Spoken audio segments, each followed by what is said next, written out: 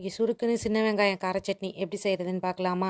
அதுக்கு உங்களுக்கு தேவையான அளவு சின்ன வெங்காயம் எடுத்துக்கோங்க. அதுக்கு ஈக்குவலான தக்காளி எடுத்துக்கோங்க. 4 கொத்து கருவேப்பிலை எடுத்துக்கோங்க.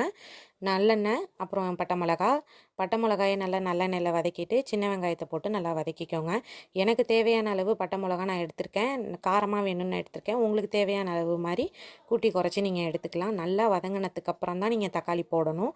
சின்ன வெங்காயம் வதங்க கொஞ்சம் டைம் ஆகும். அதுக்கு தகுந்த மாதிரி வதக்கி எடுத்துக்கோங்க. அதுக்கப்புறம் தக்காளியை சேர்த்துட்டு இன்னும் கொஞ்சம் எண்ணெயை ஊற்றி நல்லா வதக்குங்க.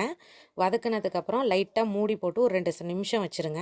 2 நிமிஷம் வச்சா தான் நம்மளுக்கு வந்து தக்காளி மசிய வந்து கொஞ்சம் ஈஸியாக இருக்கும். நல்லா இந்த மாதிரி வந்து கிளறி விட்டுட்டு நல்லா மசிச்சு விட்டுக்கோங்க. அவ்வளோதான்.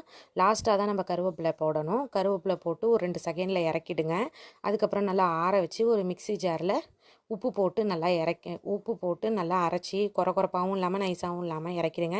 மறக்காமல் இந்த வீடியோ பார்க்குற எல்லா ஃப்ரெண்ட்ஸுமே கொஞ்சம் சப்ஸ்கிரைப் பண்ணுங்கள். அவ்வளோதான், ரெடி ஆகியாச்சு. நான் தாளிக்கல, நான் நல்லெண்ணெய் மட்டும்தான் விட்டு சாப்பிட போகிறோம்.